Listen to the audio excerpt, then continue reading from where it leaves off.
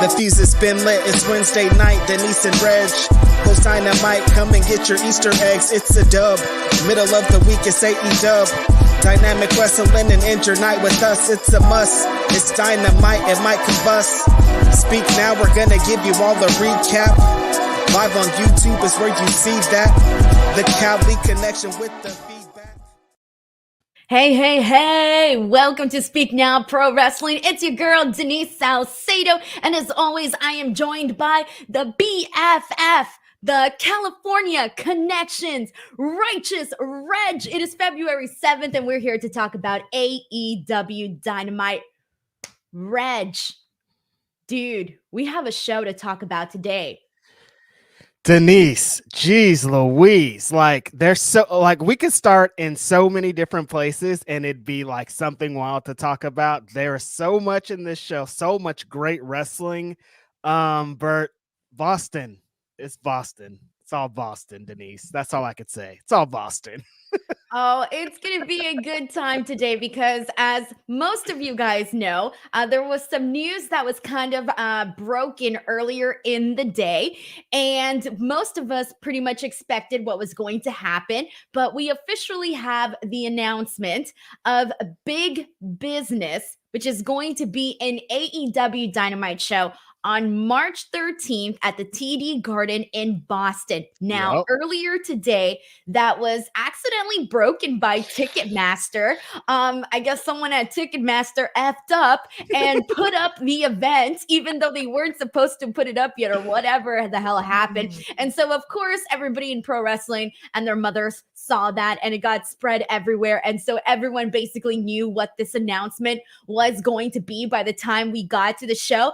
But let's get right to it. Here we go, guys. Mercedes Moné, I think we can officially say, is coming to AEW based on all of the Easter eggs that they have given us. Reg, where are you at in all of this? Can we say that, Denise? I don't know. I don't want to get in trouble. You know how things be around these things. Well, okay, let's talk. Let's pull up the goddamn graphic. You know what? I wasn't ready here with the graphic, but everybody here saw what I saw here. And by the way, guys, if you want to help support this show, get your questions, comments, statements, reactions read here on the stream. You are more than welcome to send in a super chat at any point throughout the show. Hold on, it's uploading. The graphics. I don't know anything. All right, here we go. Here we go. Look at this graphic. Big Business. First of all, you got the big giant little dollar sign there, the money sign. That's the S. Okay. And then on top of that, you have the right where it says underneath garden, it says Boston, double S with the little money sign as well. And then I don't know if they did this on purpose. I'm going to say they probably did. But the lights make two M's. Mercedes Moné. I don't know if that was accidental or if I'm just reaching. No, I don't think you're reaching, Denise. That looks like something. All right, that looks like two M's right there. Yeah, okay, so, and I'm pretty sure there's probably something else somewhere in there that I'm not mentioning. But the point is, come on, looking at all of this, I think it's pretty damn obvious. Listen, Denise, listen. We've come a long way. I'll tell you that. On my podcast, Grapsity, you could catch that every Saturday morning. Philip Lindsay and I, we talk about this. For a long, long time, when our friend was still a part of this podcast, every single week, people would ask him his percentage on Mercedes Moné potentially joining AEW, and it's been all over the map, Denise. He said 50%, he said 91%, he said 40%, he said all these percents. But after today's show, Denise, our friend William Washington tweeted out the date of the show and 100%. I don't know if there's a connection. He could have just been tweeting like it's 100% that they're going to be in Boston that day. I don't know what these things are, but a lot of these dots, you found it, a lot of these dots are connecting. And it seems that if I were putting some money on Miss Mercedes Moné being at Boston AEW, I'd be a rich person. Denise, this is huge news. As Tony Khan said when he announced it, it was like you could feel like he was upset that they stepped on his announcement because he was like, as announced earlier. But this is going to be a huge deal, not only for AEW, but professional wrestling as a whole. And Denise, this has only happened one time at this company where they have said, there's a show and there's going to be a debut. We're not saying it out loud, but it's going to be, and you guys know who it is. It's only happened one time with CM Punk in Chicago. For this to happen with the women's wrestler, Denise, my favorite women's wrestler of all time, for her to get this shine, for her to get all this and then to say this, and this show's going to be huge, means a lot, Denise. It's important. Dude, so you got it right there, man. The last time that this happened, and this went down just as we predicted. We literally talked about this, Reg, last week when when the announcement was made that Tony Khan was going to have an announcement. We sat here and we talked about the differences of what it can be, and a lot of people brought up, of course, Mercedes Moné and Okada being two of the names of people expecting to at some point possibly sign with AEW. And we literally said that if they do decide to do this, they're going to give us a hint by the show, similar to what they did with CM Punk, who you just mentioned right now. And that's exactly what they did here. Same as last time with CM Punk, they gave us all of the Easter eggs. We pieced it all together. People showed up. They celebrated. It was a good time. And now we're getting ready to do just that with Mercedes Moné. And this is very freaking cool because I know that this one was more so two totally different situations with Mercedes and with CM Punk, of course. With Mercedes, everybody was wondering, okay, like Naomi went back to WWE. Will Mercedes go back at some point? She did New Japan. Unfortunately, she got injured, but she's been doing like a million other little projects here and there. But will she be going to AEW? To me, I know there was a lot of people that were holding out hope that she was going to go to WWE. We've had this conversation multiple times, and we sat here, and every time we talked about Mercedes coming to AEW, there was always a bunch of people, a bunch of comments that were like, nah, I think she's going to WWE, right? Yep. But to me, the writing was on the wall. And I said this, Reg. I said this. She needs to finish the story. AEW All In 2023. Who was sitting in the stands? It was Mercedes. I don't think that she was going to show up to this event, sit there looking pretty, and then not have eventually at some point have her moment at AEW All In. And so I think from that point on, it was clear that either A, she was considering already going to AEW. Who knows when these conversations actually started? That's definitely going to be a question for Mercedes or Tony Khan in terms of when these conversations between them started and when they started to get real and concrete.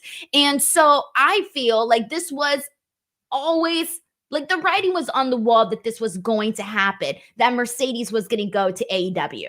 Yeah, great point, Denise. I don't think they would showcase her because what did they show her like 2 or 3 times on Probably the show? More. You know what I mean? They wouldn't do that if they didn't have like high expectations that she was going to come in here to AEW and make her mark. So yeah, I kind of felt the same. I was like, they have to pay that off. That'd be so weird if she came in and did that and went back to WWE. Would be wild as hell. Also, Denise, how many times on our show in Super Chats have people said, do you think Mercedes coming in is going to change the women's division? What does today and this announcement and all this kind of say about that, right? I mean, if they're going all out like this and not going to commit to it afterwards, I'd be really surprised, So we've talked about this, and I know that this was a concern for a lot of people, and I don't blame the people that have this concern, by the way. And that concern is that people fear that AEW might drop the ball with Mercedes because of their previous treatment of the AEW women's division. Now, if you have this concern, dude, it's a legitimate concern. I get it. I get why people have this concern. And I'm not even going to say for you not to have that concern because now with Mercedes, Tony has this brand new toy to play with on the roster. So you're going to want to make sure that she's obviously used, that she's not, casted aside. We just see her one time. It's this big hoorah, hooray moment. And then we don't see her anymore. No. So a while back, I had mentioned this. I really, truly believe that when it comes to the presentation of Mercedes Moné, I really hope that we get like constantly every Dynamite, a Mercedes Moné specific program that is her and whoever the hell she's feuding with. And then you still get your original, whatever your AEW women's segment of the week was supposed to be.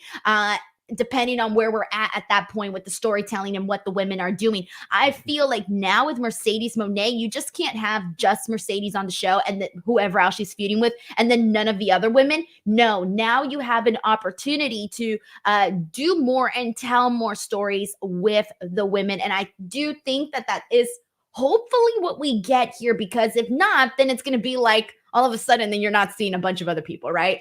Yeah, I mean, Denise, I don't know what you're saying here is you want Mercedes to be put on a different level than everyone else. She does. She deserves it, and she has the star power. Fans will enjoy that. People will enjoy it. Let me tell you who's not going to enjoy that. The rest of them women in that AEW locker room. But that's another story for another day. But here you go, though. Here's the thing, though. Reg, I get that. But let's say you're an up-and-coming name in the AEW women's division. All right, let's just say that. You're on the roster. You're trying to make a name for yourself. You're clearly not Mercedes Moné. We get that, okay?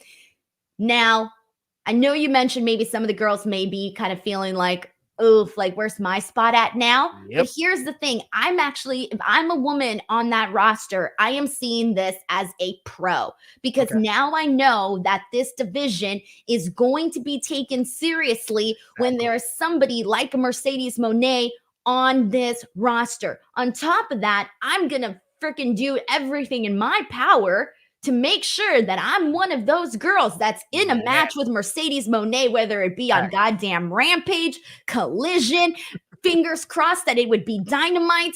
But I feel like if you are a female right now in the AEW women's roster, Mercedes Moné coming in is a pro, is a positive across the board, because she's only going to elevate that division. And you don't want to be in a division where you feel like, there's so many people that say that Tony Khan doesn't care.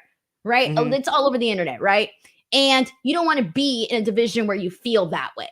Right. Yeah, exactly. This helps everyone, Denise. Like, I hope that I was just throwing that out there, and I know it probably happened because wrestling's crazy, but I hope that everyone in the locker room knows that this is going to be a benefit for them, because I saw it with my own two eyes. You also saw it with your own two eyes, Denise. We were at that New Japan show. I've been to a couple of those New Japan shows. Her post WWE, she brings her own set of fans. Like, there's a whole legion of fans that are going to come with her that never seen AEW one day in their life, that are going to be there from day one, and they're going to be loud. Oh, you know how crazy they are. They're going to be this vocal crowd that are going to come over, and you could potentially convert them too if you play your cards right. This is a big move. Nothing's official yet, but that night's going to be great.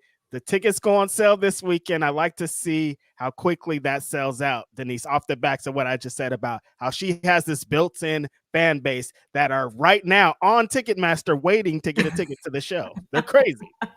They're already waiting, even though the tickets aren't on sale yet. Line up in the queue. Seriously. All right, so there's a lot to get into this. Of course, I want to get people's reactions, so let's get to it. Let's pull up and see what people are saying. Thank you so much to Sheldon Jackson for gifting 5 DWO memberships. We got Grapple Geekery here who says, did you see the Boston on the Big Business graphic? Amen. Yes, we did. Crazy 101 says, do we think that we get Mercedes and Okada at Big Business? I'm going to say no. Because you don't need to blow your entire load in one night.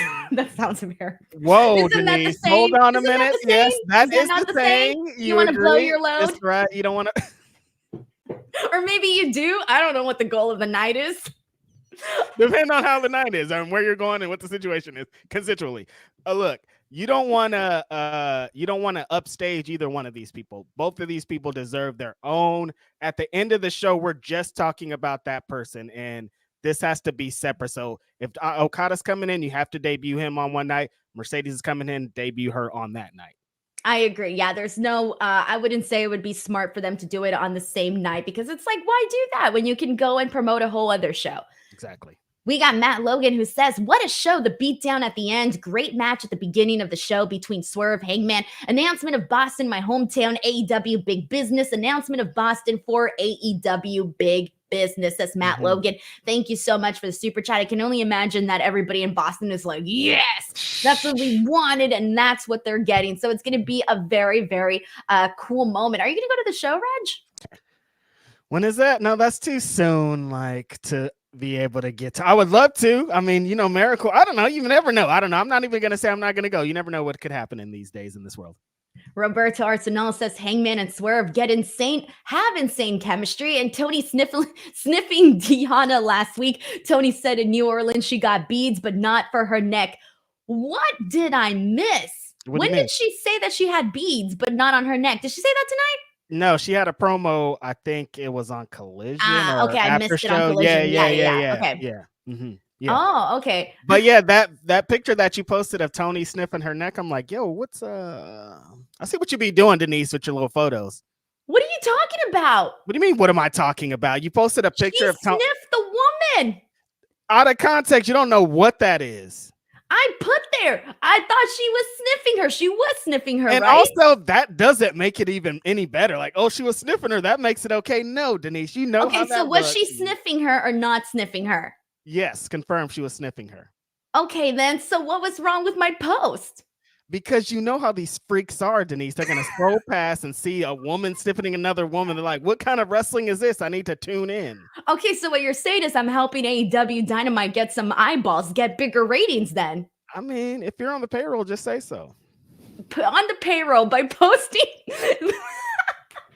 Hey, you know what? You know, I'm going to stand up for the freaks, Reg. Stop shaming the freaks, all right? If they want to tune in to see women sniffing other women, that is their prerogative. It's a competition, okay? AEW versus WWE. Now, if WWE isn't having some women sniffing each other, AEW's got to do it. What happened here? I'm just defending my tweet, okay? Alexander Fitzgerald says, love the draw they did with Hangman versus Swerve. Keeps the feud going. I'm calling it Hangman or Swerve wins the title at Double or Nothing. Then Hangman versus Swerve and Allin for the title. We will get to that in just a second. That's going to take up a big portion of the show for sure. We got Ryan Lambert who says, all this for TNA wrestler Ed Edwards. Ha ha. Because he's from Boston. Pretty good. Delayed Grad says, we're doing the big business in Boston. Bank on it. We got Doppelganger 399 who says, missed all of those clues. Doppelganger. You got to practice with some I Spy or Where's Waldo? No, Denise, you broke down some stuff I didn't even see too. So Doppelganger, don't be upset because I didn't see some of these things. Denise is in here like a detective. Like, look right here in this little corner, this little piece. I'm like, yo, everybody how did your eyes even get there? Everybody was pointing it out, and you got glasses. I'm not even wearing mine. I haven't worn mine in like a month. I forgot. Mike T90K says Dynamite was incredible tonight. Phoenix deserves a pay-per-view, maybe Full Gear. The next couple of months for AEW are huge. They need that new TV deal ASAP. It's funny how there's still so many places that they haven't done these pay-per-views that you kind of forget. Like, I honestly kind of forgot about Phoenix not getting a pay-per-view until like literally right now. Yeah, I think that the crowd tonight was super hot, and I agree with that. The good thing is, like, we've been hearing these rumors and news about AEW potentially going to more pay-per-views. So I assume that a Phoenix would be in there eventually. Travis Lindsay says Moné versus Saraya versus Baker, Willow, Athena, Camille. Who do we got? Who are some like must-see for you? For me, against Mercedes. Top of the class. Athena is definitely super high up there. Toni Storm is very, very high up there. Queen Amina, I don't get me started, Denise. I'm gonna have a conniption out here, but yeah, Sheeta? I think that Sheeta. Oh man, Sheeta probably needs to be the first feud. I think maybe Denise. Chris Statlander. Chris Statlander almost ripped my pants off. This is gonna be Jamie so amazing. Hayter when she returns. But yeah, I think Sheeta needs to be number one off the gate, Denise, just because of what she represents with the division. I think she's the MVP. Like, if anybody has earned kind of that position, I think it's Sheeta. Yeah, don't do Mercedes Moné like they did with Adam when he came in and his first opponent was Luchasaurus. Sorry, Luchasaurus. You be throwing Luchasaurus under the bus all the time. I know, Denise. But am I not right though? Nobody was expecting that to be Adam Copeland's first match. I mean, it is what it ended up being a great match. Don't get me wrong. I ended up loving the match, but nobody was expecting that. No. How would you have started it? What, Mercedes? No, with Edge. Oh, with Edge? See? I don't know, but it wouldn't have been all that shit. I gotta think some more, Reg. Give me a second. Let me look at the roster. You gotta put my Booker's hat on. John Deller says, does Mercedes and Deanna have history? I don't know, actually. Yeah, I this would have to be like pre 2015 type Well, when stuff. Deanna was in WWE, I don't know if they never had like any on-screen history, but I don't know if they had any like behind the scenes history. Yeah, I don't know either. All right, well, we'll find out pretty soon. We got DUC Rhodes who says, is Britt going to be a pro? Is this the question that I think it is? Yep. Okay. I hope so. That's all I'm gonna say. Signs point to no, but I really hope so. Okay. Look, my thoughts on this is, okay, before Mercedes Moné comes into AEW, who would you say is the biggest female star in AEW right now?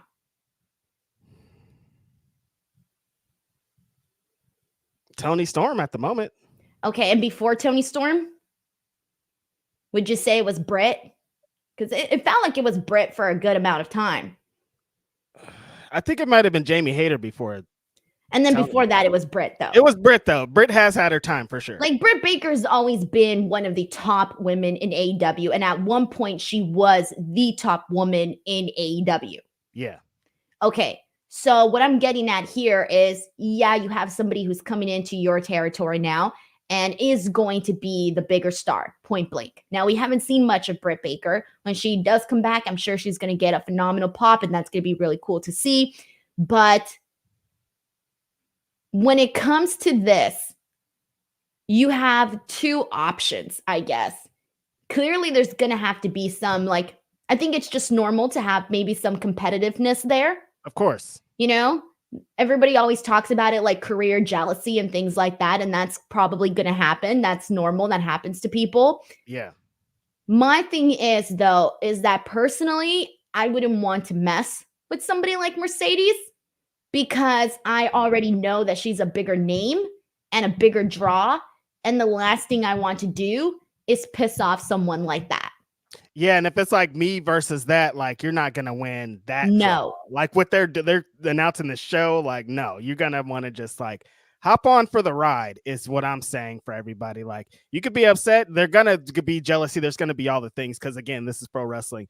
But you need to just be happy that there's somebody coming along to help this division because it needs a lot of help. We've improved a lot of places, but it still needs to be bigger than it is because there's so many talented people, and this is gonna bring it into higher heights that. Before you couldn't even get to. So we'll see. I mean, it would suck if we hear stories like this, but I guess we'll see how they end up getting along. Alexander Fitzgerald says, I wonder with Becky's contract coming up and AEW stacking the women's division, could she consider going to AEW? 2024 is a wild year in pro wrestling. Obviously, we can't speak for Becky, given that we're not Becky Lynch, but Becky has been given a lot of really great opportunities in WWE. I mean, she's about to come out with a book next month. She's probably going to be main eventing WrestleMania 40 against Rhea Ripley from the looks of it. And she's kind of seen it, been there, done it.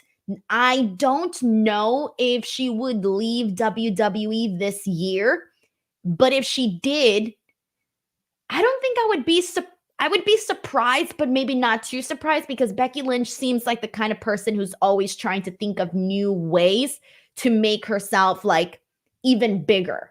You get what I'm saying? And I think it would be shocking if she did go to AEW. Right now, it doesn't feel like there's a reason for her to leave WWE, though. I think she's getting a lot of opportunities there. I was thinking about it. I was like, I don't know, maybe WWE is going to throw her a big bag. But then I was like, oh, yeah, then there's all this other stuff. Maybe she's like, I'm hopping off of this burning ship. You know, Denise, there is like. Right.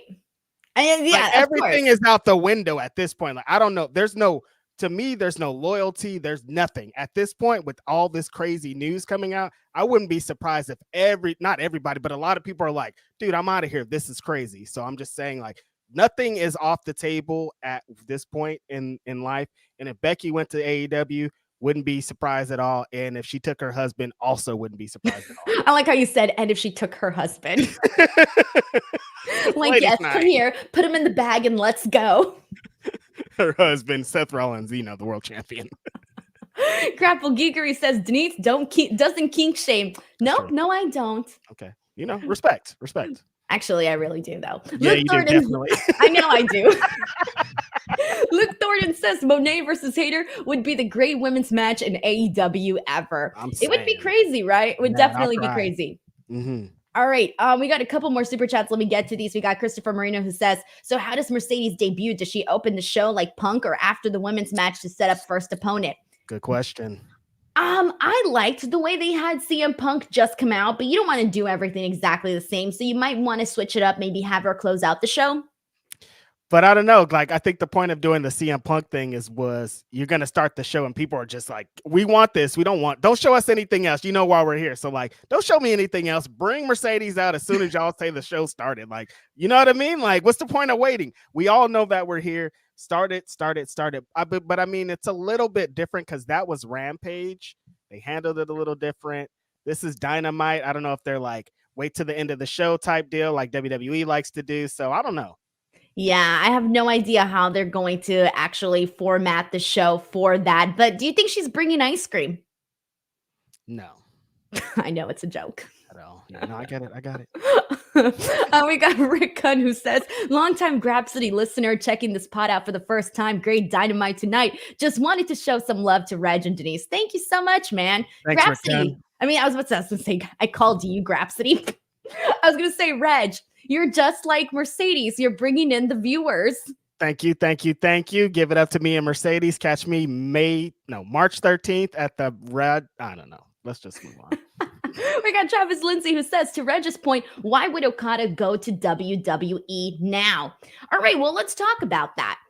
Of course, we can't get into like everything that's going down because there's so freaking much. But when it comes to, okay, if you're Okada and you're seeing the current situation right now, and that current situation being Vince McMahon, the lawsuit, and the mess of things that's going down there. Now, of course, Vince McMahon is out of TKO. He's out of WWE, but based on Janelle Grant's lawyer, and it looks like there are going to be more victims, more stories coming out just based on some of the quotes that she has mentioned over in different interviews and whatnot. So with that being said, we can kind of expect for this, like, this is not over. This is not over right now. Of course, Vince is not there with the company, but it is not over. And then on top of that, you have that tweet, by the way, that Ronda Rousey posted right before the Royal Rumble, where she had said that, basically as long as Bruce Pritchard is there, Vince McMahon has a hand in things. All right. So considering all of this and kind of seeing some of these fires that are going on right now on the WWE side of things, if you're Okada, does that deter you, or are you more trusting in this new regime with Endeavor and Mark Shapiro and Ari Emanuel, who are looking to try to take out some of these fires? What do you think? No, Okada's not going there. That's it. There's no way. He wasn't going there before all this shit, and he ain't going there after. You know what I mean? Like, I've never been on Okada's going to WWE train. I know people got on that, but like beyond all this stuff, he wasn't going to go there. But with this stuff, he's really not going to go there. So, I can't wait till the day he debuts over here. See, I always just expected him in AEW because we've said this before, he just fits there a lot more. Yeah. Like, why would he? You kind of have like a built-in path in AEW, like, all your friends are here. You got these old relationships that you could rekindle and start new feuds. I'm making it sound like a Nicholas Sparks novel, but whatever. You got all these other relationships over here that you could form, and you got to go here as the new kid on the block in WWE and start from scratch. Doesn't make a lot of sense, Yeah, well, here's the thing, though. But like, I think there's still that curiosity, right? Like, there's the curiosity. You know what? Actually, never mind. You want to know what also kind of undid this? If I'm Okada, you know what I'm looking at? What they did to Cody. Yeah, I mean, exactly. I'm looking at that because, okay, the Vince stuff is behind the scenes. It's more so on the business and the corporate side of things, right? Okada on the creative side, as a pro wrestler and as a talent, okay, you're going to look at how they're handling their stories, how they're handling their stars, how they're handling all of that. And you're seeing this guy who went from AEW, I was an EVP in AEW, went to WWE and had this big moment, had at WrestleMania, was built up very nicely, came with his entire presentation, was made to seem like a big deal, was given a documentary, main evented WrestleMania, and all of everything that he did. But it didn't matter at the end of it when The Rock came in. So with that being said, you're looking at that, and if I'm Okada, I'm going, ooh, probably not. I don't know. Denise, if they could do that to the biggest star in the company, I'm thinking, what are you going to do to me? If you could do that to Cody, you could promise me anything and take it away at any day. Yeah, that's not a good sign at all. And that, again, would be another nail in the coffin of like, I can't even trust that the storylines or the things that they give me are actually going to come to fruition. So why would I do that? Right. And I think that is, but like that was honestly part of what I was thinking about in terms of the whole Cody situation, where I was thinking about like when Cody first went to WWE, he jumped ship. I'm thinking like, oh, a bunch of people are going to follow and they're going to start jumping ship, especially seeing the treatment that Cody has gotten. Right. But now recently with some of the stuff that has gone down with him, I'm looking at that and I'm going, maybe, you know what? Maybe I'm not jumping that fast. Maybe not. It's crazy how that goodwill has changed so quickly, Denise, because if we would have talked about this 3 weeks ago, we'd have been like Ricky Starks and Jade and MJF. What if all these people go over there because of the foundation that Cody's laying out? Now it's like, now they're probably all scared as hell. Like, if I go over there, am I going to be treated like this? Am I going to get this position? And again, Cody's a top guy. Like, he's number one. What are they going to do with me, a not so top guy?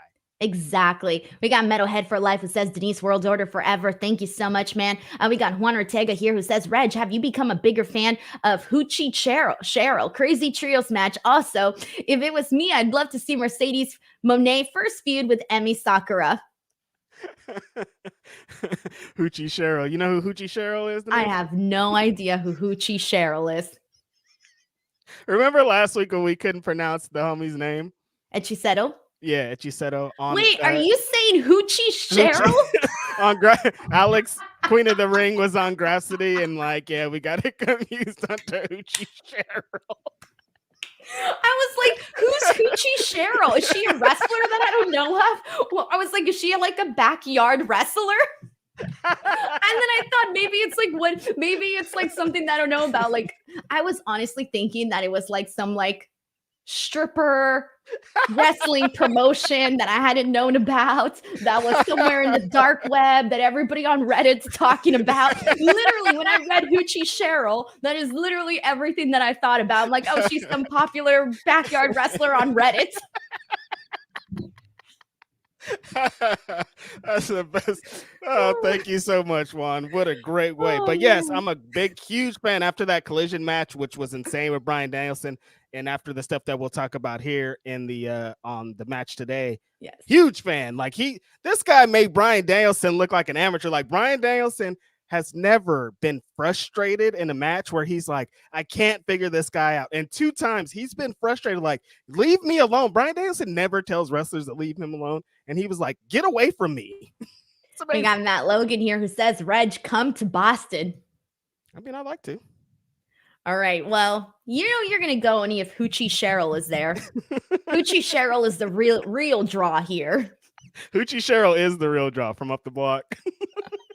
Oh, man. All right. We got to get into some other awesome items from AEW Dynamite and some big news. So far, we've only touched on one thing. The other big news on this show today is that we got brand new AEW Tag Team Champions. And that, my friends, is Sting and Darby Allin after they defeated Big Bill and Ricky Starks. Some crazy moments in this match, including Sting doing a freaking leap off of the freaking, I don't even know what you call that. What do you call that? That platform? The hallway, entranceway, some way, yeah, where the people are at. He jumps off of that. We see freaking Darby Allin just like smash Big Bill into a freaking table. There was so many other shenanigans that went down during this match. They celebrate, and after their celebration, it lasts very briefly. The Young Bucks come in, and not only do they attack Sting and Darby, but they also attack Sting's sons who were there in the ring celebrating with him. So let's get into this. What did you think of the match? What did you think of the victory and the post-match attack? I thought the match was perfect, Denise. Sting and Darby Allin in these tornado tags, great way to do it, because the best Sting matches in AEW have been these chaotic brawls that go kind of all around the arena. And this was another perfect example. Him diving off of that thing. And Sting is so heavy, Denise. That's what people forget. Like, he's a big dude. Like, he's not like Like, he's been in matches and situations with such huge wrestlers and personalities, but he's a big dude. So him flying off there, you could just see his weight just like barreling down, and good on Big Bill and Ricky Starks to protect him, because that was very scary stuff. A lot of just wild elements in this, like you said, Darby Allin crashing Big Bill through the table with the Thez press, or I don't know, that's a weird table spot that I've never seen before, but very cool way to execute it. They won the belts. We debated on if they were, how this was going to all go down. Not a surprise to me. I kind of thought that this was the way that it was going to go down. Really cool way. And bringing in the Young Bucks, the EVPs, all white suits. They busted open Darby. They busted open Sting's kids. Disrespectful. All this is great stuff. Kind of stepping on Sting's moment feels like a bigger thing, because I was like, damn, it's crazy that they're doing this to Sting. This is his big moment, but the real big moment is going to be at Revolution. So this is a great way to have like so they don't interrupt the moment at Revolution. They've already kind of got it out of the way. I thought it was a really good way to end the show.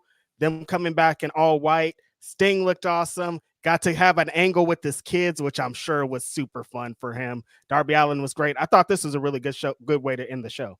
So here's my question then. You said the real big moment is obviously going to be at Revolution. So Revolution, do they retain? Do they not retain? Yeah. As I was saying that, and as you were recapping it back to him, like, well, how does he have the big moment if they already had the big moment here? You can have the big moment. You go, Fred. I'm like, because we kind of talked about it here on the show before. Maybe they retire as Sting retires as the champ. They get new tag belts or something, kind of start a new thing, a new revolution.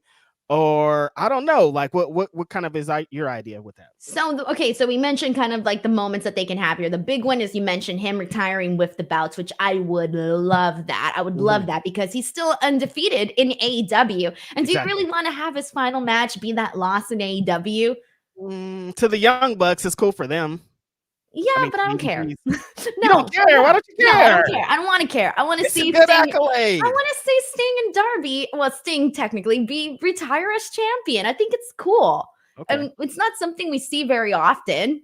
Right. And I think like kind of where they want to go post that show, it'll kind of be a good thing if they retire those belts, get new belts. We start anew, and then we start fresh with all these tag teams. It could work. See, that's what I'm saying. They can start fresh with some new belts. I love that. Now, here's the thing, though. Or if they don't, if they lose, you're still gonna have the nice little moment because afterwards, if the Young Bucks do defeat them, and then they leave and they're all happy and celebrating, and they leave in the ring, you're gonna have the last moment where Sting gets a standing ovation. So that's really what we're gonna see play out. Either one of those two options.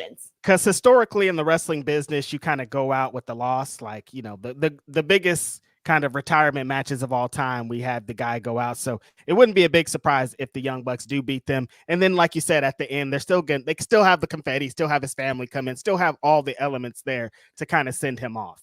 Exactly. So I don't know. I think for me, I would prefer to see him retire with the title. I think it would be pretty damn cool. But I don't know. I don't know what they're going to do here. I'm happy, though, that they're going into Revolution as champions because I don't think anyone was really expecting that up until the moment where they actually announced the actual tag team championship match. Right. I think that I was nervous. I'm like, could they potentially lose this match against Big Bill and Ricky Starks? But I'm like, there's no way they're going to beat Sting before that match. That just wouldn't have made any sense at all. So yeah, I thought it was really good execution, but also I could have seen, we talked about it before, I could have seen the Young Bucks also going in there and then them beating Sting and Darby, beating them at the pay-per-view. But I think this way is going to work out better.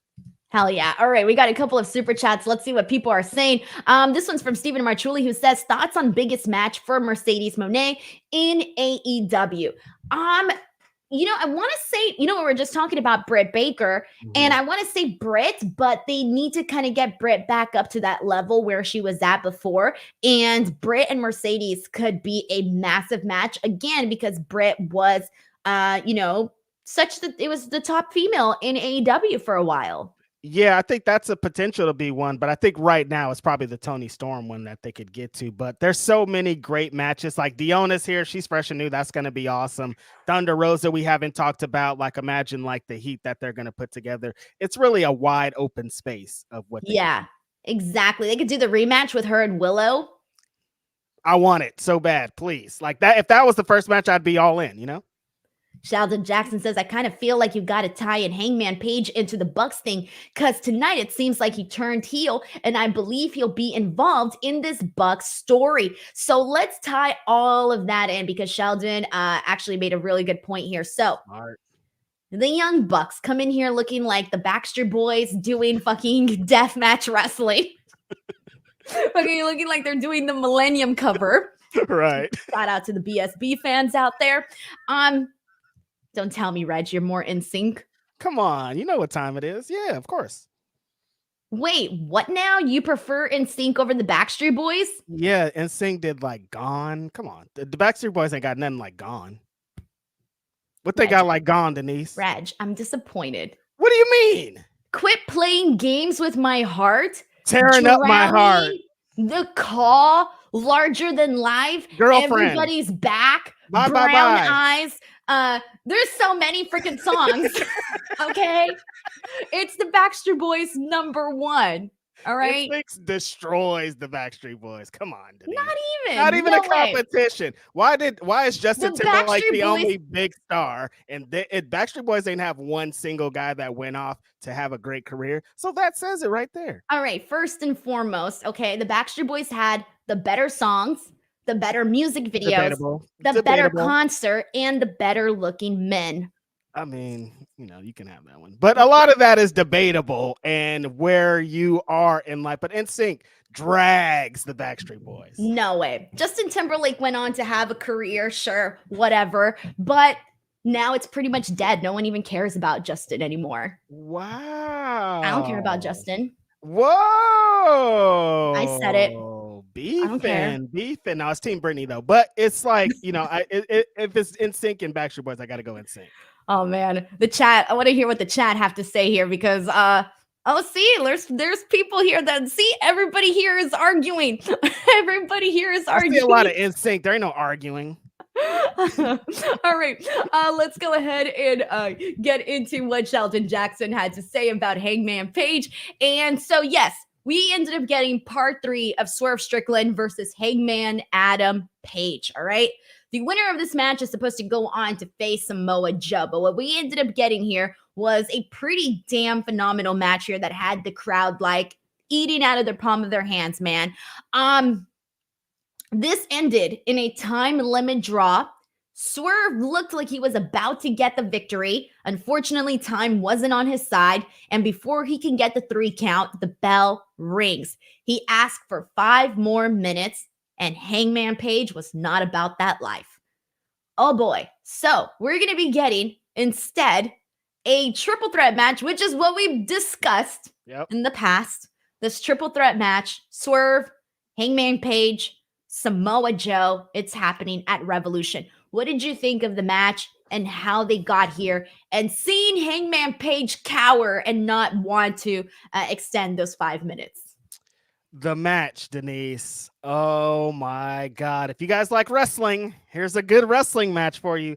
I talked many times with you, Denise. How are they going to top that last man standing match at the show? There was we sat next to each other in horror watching that match. Like, how are they going to do something potentially to top that? Because that's usually like a feud ending type match. And you don't like run it back after that. They have managed to do it though, Denise, just having a straightforward kind of badass match where 2 of the best wrestlers in the world are trying to outdo each other at every angle. Hangman Page is trying to snap Swerve's ankle. He's putting him in very uncomfortable positions. The crowd is all for Swerve. It's probably like 70-30 with the fans going towards Swerve. They want him so much to be the guy. The moments and spots in this match, the dead eye through the table was ridiculous. The Fosbury flop that Swerve did to the outside, insane. These guys' chemistry is, they talk about it so much of like 2 people they used to call it back in the days, wrestlers would get married because they'd be together so often, kind of traveling the roads, doing these matches. These guys need to get married and we need to just see these matches for the rest of time because their chemistry is so strong.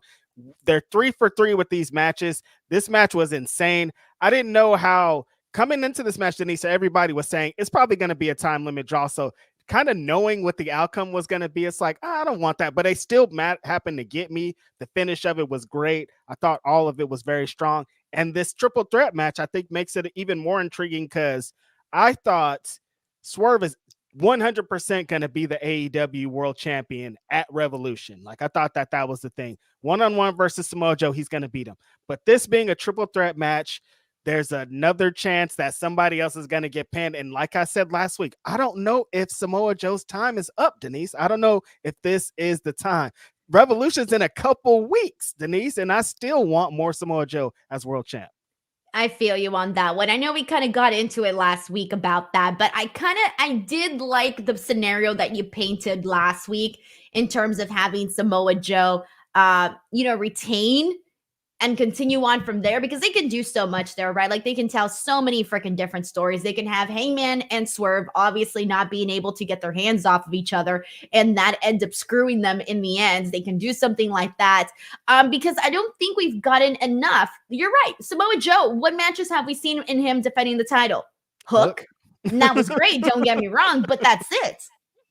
Right, yeah. Like, I'm like, we could have so much more. They need to tell so many more stories with Samoa Joe. It seemed like they were going to go full speed ahead when he was doing the challenge with Hook. I thought he's going to come out the next week and be like another person and another person. That's true. They haven't really told that story. Like, didn't it feel like he was going to be like this challenging champion? It doesn't make sense as the heel champ, but it kind of like that's what they laid out. And it hasn't been that way. Like, we haven't really seen as much Samoa Joe as I think we should have leading up to Revolution. We got a couple more weeks of TV, a couple more things to do, but I just want a little bit more, I think, leading into what this is a crazy time we're about to have in AEW.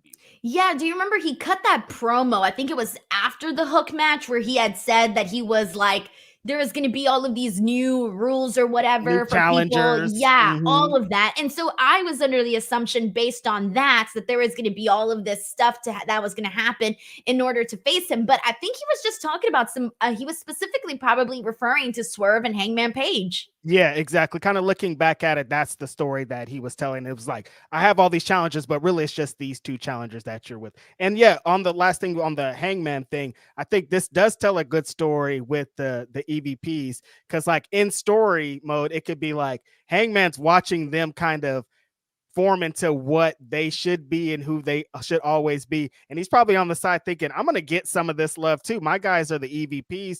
I'm about to use some of my power too. So going heel and joining them might be the best way. And if you keep getting screwed by the man, going to get help from your boys is probably the best idea. That's true. And he's also got the mustache as well. The stash. Yeah, he got the stash. That he just got to get him a Backstreet Boys seat too, Denise, and he's right in. He would definitely fit in. He has actually, they all kind of have the boy band look. They do. Yeah, especially Hangman. Yeah, especially Hangman. He's got the he just needs to come out with his little spice up, put a little curl conditioner in there, make the curls pop out a little bit more, and be like, will hurt.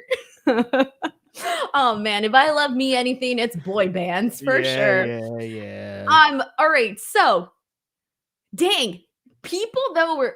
I think the moment where in this match where you thought that Swerve was going to defeat Hangman really had people kind of like jumping out of their seats, because I don't think anybody was expecting Swerve to defeat him for a third time.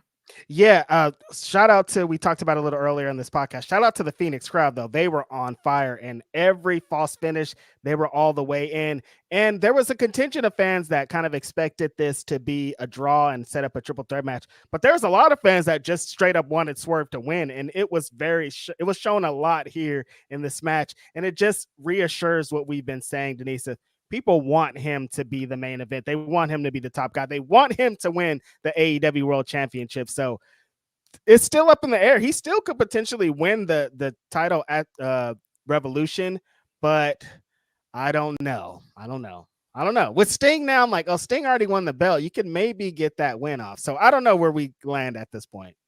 Also, I want to point out that my favorite parts of this match was actually when Swerve hit the buckshot lariat. Oh, yeah. I was like, oh, shit, he hit the buckshot. And then, of course, the table spot where he did the dead eye onto the table. I want to bring that up one more time because the execution of that was really good, because it's like you have to go like lateral Like they were on the ring apron and then they had to move to the side to actually get onto the table. And then the table actually broke. Given the way that they got to the table, I was afraid that the table wasn't actually going to break.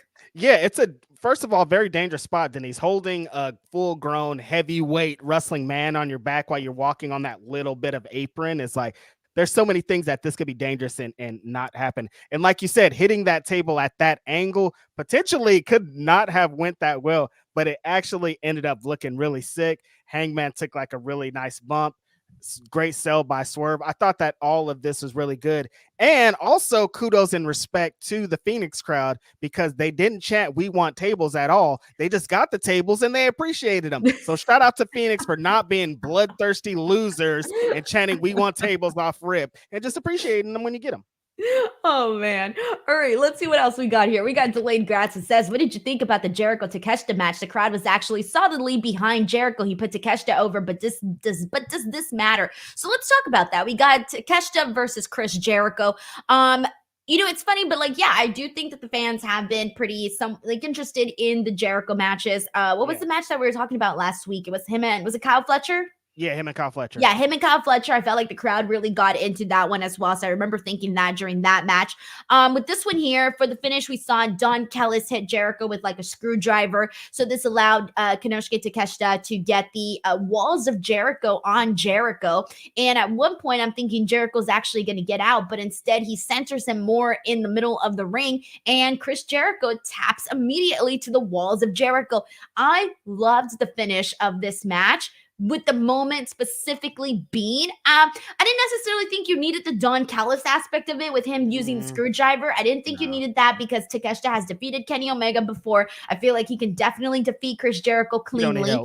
Right, exactly. But I did love the fact that he beat him with his own move and that Jericho tapped out so fast the second that he was in the center of the ring, because that sells obviously his own move as being, painful and whatnot. So I was a fan of what they did here for the finish of this matchup here. And then for the rest of it, it was fine. Yeah, I thought it was a strong showing for Takeshita. It's kind of unfortunate because if this match had happened 2 months ago, it probably would have hit a lot harder due to like the Chris Jericho stuff. But I thought they worked really hard. I thought that Takeshita looked strong. He hit all his spots. He always has that kind of fighting spirit, as cliche as it is, that brings his matches to another level. At one point, the big homie ran down Sammy Guevara. I thought hit him with an unprotected chair shot. So I did text somebody and yell at them really loud to put their hands up and not get hit with a chair shot. But he did say that it wasn't as dangerous as I saw. So shout out to that guy for doing that. Very fun stuff kind of in the middle of this match. And I'm excited to see that Sammy and Powerhouse Hobbs match. I think that's going to be cool. I think this was a good win for Takeshita, though, Denise. A couple of months ago, remember when they had the match in DDT and Jericho beat him and people were like, this is the worst decision I've ever seen. I don't know why they did this, blah, blah, blah. But for him to give the win back on this big stage of Dynamite that people are going to remember way more than the Japanese match, I think it's pretty cool. Yeah, exactly. But they should have not had Don Callis with the freaking screwdriver. Come on now. Yeah, no, it was they're trying to play into the role he's been playing for a while doing that. Yeah. But it kind of, I think they could have did it without it. But Takeshita, man, Takeshita's on the rise. They just need to not, I don't like when someone is on the rise and then all of a sudden you just don't see them on TV. And if you see them on TV, they're a background character. Yeah. Let's not forget about the rise that Takeshita was on the tail end of 2023. Yeah, it's pretty unfortunate because like you said, and like everyone says, and we continue to say, he beat Kenny Omega on TV. Like, this is like, that's... I was going to say, has he even had any? Why don't I remember any of his January matches? Did he have any on Dynamite? Or was this the first one? I think this might have been the first one. The chat will probably know better than we will because I can't remember off the dome. Well, anyways, it must have not been great if we can't remember it. Right. Yeah. Really unfortunate considering the great matches. Like if you look at the resume of matches that he had last year and you just kind of put him in the vacuum, you're like, yo, this guy hit every single, the Darby match. That was this year? That was a 5-star match to me. What day was that? January that was this 3rd. Year? Yeah, January 3rd. I must have thought it was in December. That match was awesome though. That was one of the best matches of January. So he did have that. Okay. All right. And then since then we haven't seen anything. Mm-hmm. All right. Well, that's where we're at with that. Patrick Moore says, can y'all riff on how would you describe Swerve's character? I love him, but not sure why, says Patrick Moore. Thank you so much for the generous super chat, by the way. It's very cool of you. I think the reason why people like Swerve is you're always entertained with his matches. That's the first thing. Point blank. All of them are different, whether he's in there with Darby, Orange Cassidy, or freaking Hangman Page. I think that's part of the reason, but I also think it's just like the trying new stuff, and I think you can sense that he's trying to make a mark and leave a mark in each and every single one of his matches, and the fans see that. The fans see that, and the fans respect that. Agreed, Denise. He looks different than everybody. He wrestles different than everybody. He makes sure that when you leave a show, you remember that it's Swerve. Yes, one very important aspect is like beyond everything, beyond the shenanigans, beyond the promos, beyond it. When the bell rings, this guy is world class, one of the best in the world. I put him in my top 5. Like, he can work like no other. He should, like, all the matches he's gotten recently, Danielson, this Hangman stuff, like, this is all well earned. Like, he's set up to have a giant match with Will Ospreay like later this year. Like, that's a thing. Like, in ring, he's just phenomenal. But I think what draws him to a lot of people is kind of how he's described. He watches a lot of movies. He gets his character work from movie villains and kind of the villains that you love to hate or that you just love to love. And you kind of get that presence from him off screen. And I think it translates for a lot of people. He just seems cool. And then also you factor in Nana, who has just helped kind of send him up so high. Like, it's like Swerve was a really good character, and then Nana made it all great. It's just like everything together, I think, is what makes it. I hope that helps, Patrick. We got Yes Boy here who says, wrestling lingo is wild. My bro asked me, what do you mean he's trying to bust him open the hard way? Have y'all ever had to explain wrestling to friends or family? Well, you know, I multiple times. I remember one time, me and my husband double dated with my cousin and her boyfriend at the time. And I don't even remember how the conversation came up, okay? But they were blown away. And I mean blown away. You will not believe it. I want to see the chat's reaction to this. They were blown away when they found out that Japanese wrestling was a thing. What do you mean? Why? They had no idea it existed. They were wrestling fans. Yeah, they had no idea. Like, why would they know? Like, if they're out here watching, they're not wrestling fans. They're here in the US. They thought it was. They thought only American wrestling existed. Yes, exactly that. And even like when it comes to AEW, I know this is an AEW podcast and probably people are not going to want to hear this, but every time I say, oh, wrestling, everyone says, oh, like the WWF or the WWE. And then when I explain like AEW, I have to do a whole ass explanation. Like, I can't just say AEW and people know what I'm talking about. I'm tired of explaining to these women's what it is every time. Oh, like the W, you still watch that? Yes, I do, lady. Did I ever tell a story? You know, I took a boyfriend one time to an indie wrestling show. What show? I took him to Championship Wrestling from Hollywood because at the time it was. I know it's not. You know, it's a weak ass. Yeah, show, I know. But the point is, we had free tickets, and I decided to go. Plus, I had like worked a little bit with the company, whatever. Right? That was a long time ago. So I took a guy to the show. I don't know if this was part of the reason he broke up with me. Oh, it was part of it. But like, it crossed my mind because while we were, keep in mind, I had really built up pro wrestling to him. Okay. I really, really hyped it up. And then I took him to this show and it wasn't great. No. And so I was sitting there like, oh, well, there's all these other wrestlers that I really like that you haven't seen. Denise? I'm going to judge you. I don't even remember what year. Please figure out the year because I'm going to judge you. Okay, hold on. I was probably like 19, 20. Okay. So like 10 years ago, maybe? 10 years ago, which means 2014, 2013, 2 of the best years in PWG, Pro Wrestling Guerrilla. I had free tickets. They are in LA, Denise. Reg, I had free tickets, okay? Oh, and I had don't only give been a dating this guy damn. for like 2 months. And you didn't want to continue dating And I him. You was took like, him to oh, a we can, because it was, championship, a they were, Hollywood show. so they were literally across the street from Pink's that day. And I'm like, oh, we can go to Pink's hot dogs, like make a whole date out of it. But to be fair, one time, actually, I probably shouldn't be saying all of this, but one time, I did have him watch Ring of Honor, and I remember showing him Samoa Joe. And I remember what freaking match we were watching, but that he did enjoy. But I really do think that taking him to that show made me look lame AF. Okay? Yes. He I was looked like, lame this AF. is what you like? You like this wrestling? Yes. And so I was a little bit embarrassed because I had said all these great things.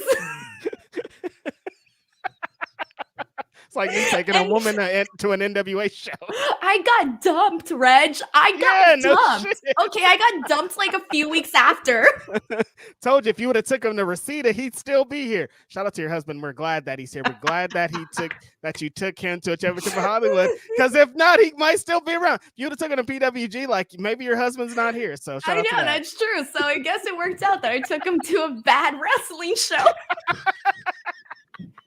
Sorry to all the homies at Championship of Okay. Hollywood. We're just making jokes. That's the test. That's the test. That's the Okay. test. If you're dating someone and you're a pro wrestling fan, take them to a bad wrestling show and see if they still stay with you afterwards. Don't do that. Okay, that's how you're gonna know if the love is really there, man. Because I'm out of here. Dumped. He didn't even tell me why. You deserved it. Bro, I got ghosted. Do you know what that's like, Reg? 1 minute you're making out in the car, and then the next you're being ghosted. Damn, you deserved it, honestly. Taking him to a championship of fucking Hollywood show, Denise. You should have known. I should have been dumped. You should have been dumped. Yeah, well deserved. You earned it. You deserve it. You deserve it. I got free tickets. Damn. Yeah, great excuse. And we could get a hot dog afterwards, too. What a date, Denise. Bro, we didn't even get the hot dogs afterwards, okay? He was like, I gotta go. I don't know. My mom's calling me. I'm so depressed. You're like, you're hungry? He's like, no, I'm not hungry, actually. I'm tired. I'm gonna go home and go to bed. I was embarrassed. Reg, I kept looking at him to see like if he would react at any point. I think at one point he was on his phone and I was like, oh, damn. And like the conversation died too. Like we weren't even talking anymore. Like I had nothing to say and neither did he. It was a disaster. I mean, when your high spot's a superplex, like how are you really going to get in here? I had nothing to say. Nothing. Relationship died. Mike T90K says a 20-year-old girl taking me to championship wrestling from Hollywood and a hot dog place is cool. Applebee's would have been the game changer. Yeah, though. see, that is also an important element that Mike brought up here. If a woman took me there, I would have proposed, but that's just a different game. You know, like if a woman took me to a shitty wrestling show and a hot dog, I'd be like, yo, you really know how to do it. I can't believe like I'm melting. Like, do you want to get married? This is a great idea. But there's a contingent of people, if you don't know the game and you're like, what the fuck is this bullshit? Why did you bring me to this? So I do get it. He wasn't a wrestling fan, no. Exactly. If he's a wrestling gave fan, him a hot dog and a handshake. I literally gave this man a hot dog and a handshake, and I literally questioned why I got dumped. That's so terrible. I got closure 10 years later. They were like, how's that date? And he's like, she gave me a hot dog and a handshake, dude. Like, terrible. Oh my God, I'm so depressed. Now I'm embarrassed for myself. Oh, you deserve it. I'm telling you. No, Pink, you guys, you do have to know, though, if you're not in LA, Pink's does have really good hot dogs. Oh my God. All right. You want to talk about really good stuff? Yeah. There's something we haven't talked about that was really good. Mm-hmm. And it wasn't Hechicero. It was Hechicero. Volador Jr. Mascara Dorada versus Bryan, Danielson, Claudio, Castagnoli, and Jon Moxley. This was so much fun, Reg. Holy shit, this was so much fun. I am so happy that they are showing more luchadors on AEW, that you're having them in there with all different types of talent. And goddamn, Mascara Dorada, I thought was just showing how spectacular he is. I mean, this dude is like very close to like as amazing as El Hijo del Vikingo is. Facts. And that is freaking awesome to say, because when you look at Vikingo, you're like, God damn, ain't nobody touching that. Well, he is awfully close, man. Volador Jr., there was a moment where he was in there wrestling with John Moxley, and the whole time I just kept thinking smooth the entire time. Volador Jr., so freaking smooth. This was so much freaking fun. And before, you know what? I'm going to let you say what you're going to say first, and then I have a hot take, I think. Yes, this was when they announced this match last week. We were all super excited because we knew the elements. We knew kind of what the CMLL guys were going to present. And then after the match on Collision, we were like, damn, we want more. This match was even better than expected. Everything you would expect from having great luchadors on the show. This was it. When AEW was a baby, Dynamite wasn't in a thought.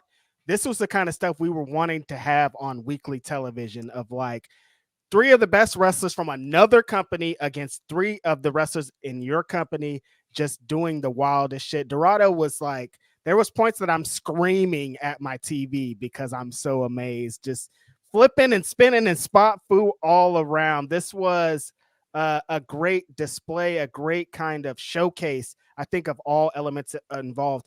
And Denise, this is John Moxley, Claudio, and Bryan Danielson.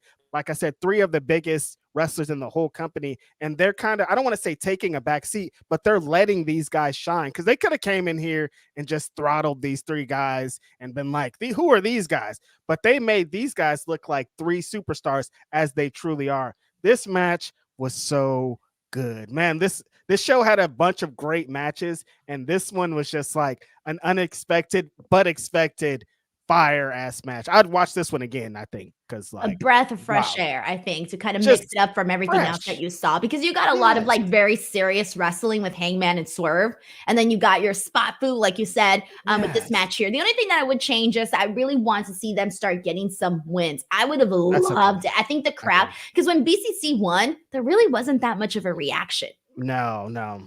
I think had the CMLL guys won, people would have been like, oh shit, what? That has been the frustrating thing with Vikingo and Commander, because they've like, they are amazing. They're spectacular. Every one of their matches, bang. I look forward to every single time, but they never win, like ever. They don't beat anybody. And it's like, they're going to have the great performance every time, but we would also like to see them get a win. And I think, like you said, Denise, this win would have hit really hard, and it would have done nothing to go against the BCC. Exactly that. But here's my hot take.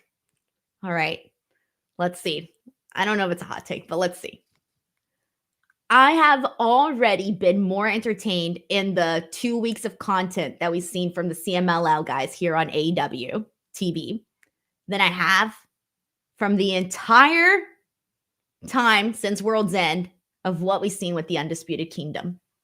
That's not a hot take, especially not with me. I feel like that's a hot take. When they had that segment with the Undisputed Kingdom today, I was like, oh my God, I don't care. That's when I realized it, Reg. That's when I had this epiphany. Literally, right as that happened, I was like, well, because I think it was like right after the CMLL match. And I was like, wow, I don't care. Yeah. I like Chuck Taylor, but I was like, this doesn't do anything. Like, I don't care about this at all. It's pretty unfortunate that. All right, by the way, it's not a hot take. It's not. It's not a hot take at all. God damn it! One of these days, I'll have a hot take. Yeah, when that segment happened backstage, I was like, so what else is on? Like, let me text Denise, see what time the show starts. Like, what? You know what I mean? Like, geez, dude. It's sad because I like all these guys too. Like, I don't know what they could do to change this. It's just vanilla. It's vanilla as hell, Denise. Damn. Put some hot chocolate or some caramel on this, because this is crazy. It's so vanilla, Denise. What do you think they could do to change this? Make them cool? I don't know. God, just something. Come up with a really cool attack. Make them Get cool. Some spray paint. I don't know. I honestly don't know. Yeah. They just need to do cool shit. Like the attack that they had was boring. We didn't even see anything. It's boring. Yeah. What did they attack? Was it freaking They need Kyle. Yeah, they need Kyle. Yeah. All right. Yeah. That's where we're at. I'm sorry, Undisputed Era. Out here catching strays. Damn, unfortunate. Mike T90K says Denise hot dog and a handshake Salcedo. I didn't know you were giving it up like a terrible promoter, Denise. Oh, I'm depressed. We got Alexander Fitzgerald who says, love how AEW is introducing AEW to the audience, even though I can't pronounce their names. Don't worry, I'll help. I'll help with some of the pronunciations. Yeah, I can't either. I was laughing because the last time when we did it, I think you added an N. I think you were saying like Henny something. What is it? Hechicero? Hechicero. Yeah. Hechicero. Like Hechicero. Yeah. Like an Etch-a-Sketch. I don't know. That's what it's supposed to be though, right? Oh yeah. I've been like you tell me, you're the Mexican. I know, but sometimes I struggle too. Damn. You can't ask me, you're the one. Isn't it? No, I don't know. Look, you tell me. It's not my fault. I can't speak English nor Spanish, all right? I don't even know what I'd be speaking. You know, that's embarrassing. You know how many times that happens where it's like, oh, I'm freaking bilingual, but at the same time, I can't speak anything. Yeah. Mess up my English. I mean, I guess Spanish. That makes it better. Like, at least you fucked up on both of them. It's not just like. Yeah, there you go. Depressing. All right, we got David Reed here who says in 1 week, the AEW CMLL partnership has made CMLL look really good as opposed to non-Vikingo AAA stuff. I feel like, again, it all goes back to these guys need to get some wins. They need to get some wins because Vikingo's been going in there and getting some like kick-ass matches. But again, like you said, no wins. No wins. And that it's like nobody's ever going to believe that they're going to win at this point. That's not really their job, but they still should have wins. Thank you so much to David Reed. All right, we got like one more thing to talk about, and that's a wrap for the show. And the last thing that we need to talk about is Toni Storm, Red Velvet, Deonna on commentary. We kind of touched on it. Toni sniffing Deonna. This match is happening at Revolution. Toni Storm versus Deonna Purrazzo. Any thoughts on what we saw here today? Yeah, I just thought this was another glaring great performance of Red Velvet. She keeps being put in these positions, I think, because she just keeps knocking it out of the park. Like Toni Storm, we've talked on this podcast before about her trying to figure out the character as outside on the promos and the character as an in-ring wrestler and how she converts the comedy and the things that she does into the wrestling. But I thought this match was awesome. Like there wasn't a lot of that stuff in this match for Toni. It was kind of just a straightforward ass kicking thing. And they kind of, let Deonna shine on this great match. Toni Storm's incredible, but I'm thinking Red Velvet has just been so tremendous in all the spots that she's been in that she needs something. I know that they're starting this Ring of Honor television champion thing. And if she won that, I'd be totally into it just because the run that she's been on. Very strong stuff. But the match at Revolution, I'm so excited for, Denise. Toni Storm and Deonna, they've been telling this story very well coming into this. I thought that, when we talked about Deonna coming in, it was another like nervous of like, maybe, like I hope that they do her justice. I hope that they give her due. And I think they have been. They built her up and people know who she is. I think that's a really important thing. So this match is going to bang, give them time, let them cook, and you're going to see one of the best women's matches we've seen in AEW.